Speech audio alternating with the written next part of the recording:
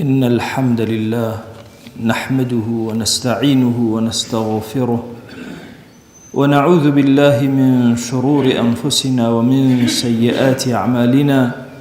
من يهده الله فهو المهتد ومن يضلل فلا هادي له. أشهد أن لا إله إلا الله وحده لا شريك له، وأشهد أن محمدًا عبده ورسوله. يا أيها الناس اتقوا ربكم الذي خلقكم من نفس واحدة وخلق منها زوجها وبث منهما رجالا كثيرا ونساء، واتقوا الله الذي تساءلون به والأرحام إن الله كان عليكم رقيبا. لپاش سپاس و ستایشێکی بێهامتا بۆ کردگاری مەزنوو، داواکردنی درود و ڕەحمەت بۆ سەرگیانی پاکی پێشەوای مرۆڤایەتی محەممەد صلی الله تعالى عليه وسلم. شێخ عەبدولقادری گەیلانی یەکێکە لەو شێخە گەورە و زانا گەورانەی کە دوو کەس لە جیهانی ئیسلامی نییە ئیختلافیان لەسەر گەورەی ئەو پیاوە هەبێ. وەکو ئیبن تەیمیە ئەفەرمێ دوو موسڵمان نین لەسەر زەویە ئیختلافیان لە کەرامەتی شێخی گەیلانی هەبێ. قسەی زۆر عەزیم و گەورەی هەن لە خزمەتی دینە. یەکێ لە قسە گەورەکانی ئەفەرمێ ئەگەر پرسیارم لێ بکەن لەسەر ئەوەی ئەم دینە لە چیە کۆ ئەبێتەوە، ئەڵێ لە دوو شتە هەر هەمووی کۆ ئەبێتەوە.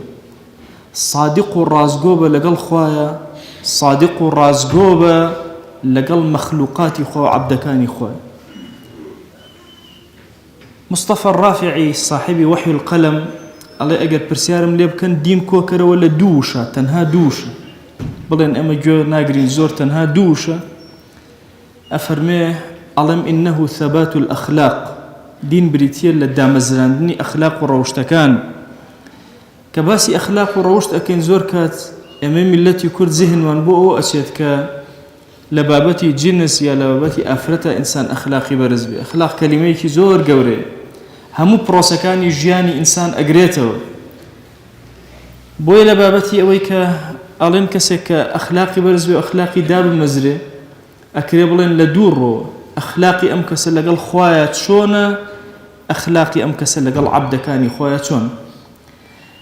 نظریەکمان هەیە، نظریەی ئیسلامی، ئەویش ئەوەیە کە ئومەتی ئیسلامی وەها نابینێ کە ئەو کەسەی لەناو مزگەوتە بێت چاکە و بەس. ئەمە بەشێکە، بەشی ئەخلاقە لەگەڵ خوایە کە تۆ لەگەڵ مزگەوتە و لەگەڵ دینداری و خواناسیە. بەشی دووهەم بریتێ لەوەی لەگەڵ خەڵق و مەخلوقاتی خوایە چۆنی.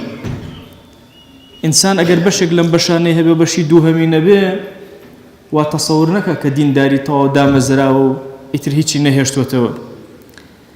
بۆیە پێغەمبەرگیان صلی الله عليه وآله وسلم ئەگەر ئێمە ئێستا پرسیارکەین بڵێن کێ خۆشەویستترین کەسە لای خوا، لەوەچی لە زیهنی ئێمە ئەو کەسەی کە شەو نوێژەکە، ئەو کەسەی کە لە ناو مزگەوتایە، ئەو کەسەی هەتا دوایی ئەو کەسەی فڵانە ناوی هەیە، نا.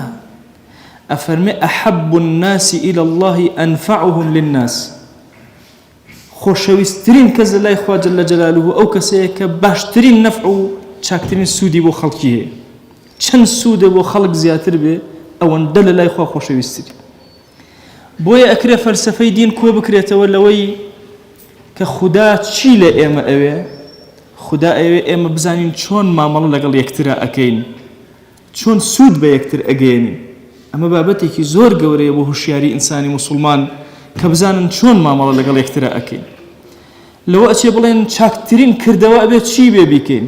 لە فەرمایشتێکا پێغەمبەرگیان صلی الله عليه وآله وسلم ئەفەرمێ أحب الأعمال إلى الله سرور تدخله على مسلم، باشترین خۆشەویستترین کردەوە لای خوا خۆشیەکە کە ئەیخێتە دڵی موسڵمانێکە، واتە لە تۆ بۆ مرۆڤێکی تر. ئەفەرمێ یان بەڵایەک لەسەری لا ئەبەی، یا قەرزێکی بۆ ئەدەیتەوە، یا برسێتی لەسەر هەڵ ئەگری و تیکە نانێکی ئەدەیتێ. ئەمانە باشترین و خۆشەویستترین کردەوەکان لای خوا جەل جەلالوه. خۆشەویستی دڵمان خۆی ئەفەرمێ ئەگەر لەگەڵ عەبدێکی موسڵمانە کە کارێکی بە من ئەکەوێ، لەگەڵ یا بڕۆم کارەکەی بۆ جێبەجێکەم ئەوەم پێخۆشترە یەک مانگ لە مزگەوتی خۆمە مزگەوتی پێغەمبەر صلی الله علیه وسلم اعتیکاف بکەم شەو ڕۆژ نەیەمە دەرەوە خەریکی عیبادەت ئەگەر لەگەڵ ئەو عەبدا بڕۆم کارەکەی بۆ جێبەجێ بکەم. هەر لەو ڕیوایەتە لە کۆتاییە ئەفەرمێ هەر کەسێ تووڕەیی خۆی بگرێتەوە خوا سەتری ئەکە. هەر کەسێ توانی تووڕەیەکەی خۆی بەسەر کەسێکە دەسەڵاتی هەبوو کەسەکە هیچ دەسەڵاتی نەبوو لە بەردەمیە ئەم ئەیتوانی ڕق و تۆڵەی خۆی لێ بکاتەوە ئەگەر نەیکردەوە مەلە الله قەلبەه ڕەجاء یوم القیامەت دڵی پڕ ئەبێ لە ئومێد و گەورەی لە ڕۆژی قیامەتە. ئەفەرمێ هەر کەسێک لەگەڵ براکەیە بچێ بۆ کارێک لە کارەکان حتا وەکو بۆی جێبەجێ ئەکا ئەثبەت الله قەدەمەه یوم تەزول الأقدام خوا پێ ڕاگیراو ئەکا لەو ڕۆژەی کە پێکان هەڵ ئەخلیسکێن. ئەم فەرمایشتەی پێغەمبەر صلی الله عليه وآله وسلم کورت و خود بە ئێمە ئەڵێ ئێوە بەشێک لە کارەکانتان لە دینە بریتیە لە بوونتان لەگەڵ یەکترە. بە فەزلی خوا کوردستانی ئێمە پڕە لە بۆنی پێغەمبەر صلی الله عليه وسلم پڕە لە جەماڵ و جوانی ئیسلام ئینسانەکان بۆ یەکتر ئەتوێنەوە. بە فەزلی خوا لە لادەیەکی وەکو ئێرەیە لە شارەدەیەکی وەکو ئێرەیە دیقەت بدە ئەگەر کەسێک نەخۆشکەوێت چەند کەس سەردانی ئەکە کەسێ حاجەیەکی بێت چۆن خەڵک بەدەمیەوە ئەڕوە کەسێک ئەمرێت چۆن بەدەم یەکترەوە ئەبین. ئەمانە هەمووی بۆنی ئیسلامە بە ئێمەوە. هەرچی محاوەلەی زۆر کراوە ئەنواع جۆری کەناڵی ڕاگەیاندن و هەمووی محاوەلەیان کردو ئەم پەیامە جوانانەی ناو ئەم ئومەتە بکوژێننەوە. بە فەزلی خوا منبەرەکان بەرامبەر بە هەر هەمویان وەستاونەتەوە ئەم پەیامانە هەر زیاتر بوون و گەورەتر بوون چکە پەیامی پێغەمبەرن صلی الله عليه وسلم ئەمێننەوە تا ئاخری زەمان. بۆیە ئێمە ئیماندار ئەبێ ئەمە چاک لە زیهنی ئێمە بچەسپێ کە فەلسفەی ئیسلامی بریتی نییە لەوەی تەنها لە بینی خۆت و خوا چاکەی نە مهما کان بینی خۆت و خوا چاک بێ ئەگە لەگەڵ خەڵکا باش نەبی تۆ کەسێکی کەوا دووباڵەی ئاینە دانێکیان شکاو. بۆیە ئەبێ لەگەڵ مرۆڤەکانە جەماڵ و جوانی بەکاربێنی هەتا وەکو دینداریت قایم و پتەو بێ. بۆیە ئەگەر ویستت مسلمانێک هەڵبسەنگێنی سەیری ئەوە مەکە بزانی چەندێک نوێژەکە سەیری ئەوە کە مامەڵەی لەگەڵ دراوسێکەیە چۆن لەگەڵ هاوماڵەکەیە چۆنە لە سەفەرە ئەم کەسە چۆنە لەم بازرگانی و مامەڵەیە چۆنە. ئیمامی عومەر ڕەزا و ڕەحمەتی خوای لێبێ هەڵسەنگانی بۆ مرۆڤەکان چۆن بوو سەیری ئەوەی نەئەکردن چەندێک قورئانیان لەبەر کردووە سەیری ئەوەیە کردن مامەڵەیان لەگەڵ مرۆڤە چۆنە چکە بەشی دووهەمی دینە فەلسفەی دینە دامەزراوی دینە. چەندین فەرمایشتی پێغەمبەر صلی الله عليه وسلم باسی ئەم لایەنە بۆ ئێمە ئەکە ئێمە چۆنین لەگەڵ یەکترا لەگەڵ خێزان تا چۆنی لە قیامەتا چەند پلەت بەرزە بێ لەگەڵ مناڵەکان تا چۆنی مناڵەکان لەگەڵ دایک و باوکا چۆنن. هەموو ئەم دینەی ئێمە باسی بەشێکی کەم نەبێ باسی عیباتی بینی تۆ خوا ئەکە هەموو عیباتەکانی تر ڕەبڵیان بەوە هەیە کە مرۆڤ لەگەڵ مرۆڤە چۆن ئەژی. ئەگەر بابەکانی فقی ئیسلامی بە کورتی سێرکەی بەشێکی بریتە لە تەهارە و پاک و خاوێنی بەشی دووەمی بریتە لە نوێژ کە ڕەبتی بینی تۆ خوایە بەشی سێهەم کە لە ڕۆژوە دەست پێ ئەکا بۆیە ڕۆژوو ئەگری بۆ ئەوی لە خوا نزیک بیتەوە فێربی لەگەڵ فەقیرە چۆن مامەڵەک بۆیە زەکات ئەدەی بۆ ئەوی بزانی کەسێکی هەژار هەیە چۆن لە ماڵ و سەروەتی سامانی خۆت بەشی ئەدەی بۆیە حەج ئەەکەی بۆیە فێری ڕەوشت بی ڕەوشت فێربی چۆن لەگەڵ مرۆڤایەتی مامەڵە ئەەکەی. کەسێک ئەنواعی زمان ئەچێتە خولێکەوە ئەنواعی زمان ئەبینێ ئەنواعی ڕەنگ ئەبینێ ئەنواعی قەومیەت ئەبینێ بۆی نییە دەنگ بەرزکاتەوە بۆی نییە ئازاری کەس بدە بۆی نییە قسەیەکی هەڵەکە لە خولی حەجە فێر ئەبی کە چۆن مامەڵەکەی لەگەڵ مرۆڤایەتیە نا لەوەش زیاتر فێر ئەبی لەگەڵ دار و درەختە چۆن مامەڵەکەی لەگەڵ ئاژەڵەکانە چۆن مامەڵەکەی لە حەجە فێری ئەمانە ئەبی کاتێکی ئیحرام ئەبەستی.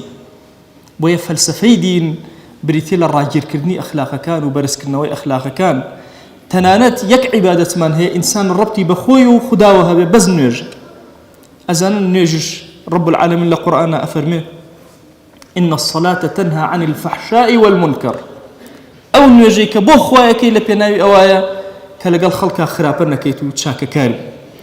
ئەمە بابەتێکی زۆر گەورەیە فەلسفەیەکی زۆر گەورەی دینە پێویستی بە پێداچوونەوەیکی وردی خۆمان هەیە بزانین وەلی خوا کێیە ئەو کەسەیە لە مزگەوتایە یا ئەو کەسەیە مامەڵەی جوانە لەگەڵ خەڵکە کە حتمەن ئەو کەسەیە کە مامەڵەی جوانە لەگەڵ خەڵکە. داوا ئەکەین لە ذاتی پاکی پەروەردگار خويا رحمة بزي خود بسرمانا ببارنا عفو كرمي خود بسرمانا ببارنا گناه هلا يكردومانا خويا لمن ببورا خويا بمان جيرا لو كساني باشترين خلق لسر زويا بو خلق كاني تر يا ربي خويا خوشويستي منفعت جاندن بخلق لنا ودلو درون منا دروسك يا أكرم الأكرمين يا ربي خويا لا تأبارنا ولا تأل علينا أما جالسانا من لقبولك بك مجالسي ذكر وبركة ورحمة بسلمانا داي ببارنا لبلا مصيبة كان دور من خروا يا ربي خويا أم أجري كجان تولنا أمتي إسلامية يا إلهي بك رماين نصرته ورحمة وأمتي إسلامية أكرم الأكرمين يا ربي خويا أمتي إسلامي بخير وسرقاتك كان يخوي عدالتي جهان بأمتي إسلامي بسبيروا يا إلهي لم ظلم زور جهان يا رزقار مانك يا رب العالمين خويا أم عبدانا هاتونا أم ماليتو ريان كلوتا أم بارقايتو أمان أهل سجدن بوتو أهل ركوع بوتو أهل دعاء بوتو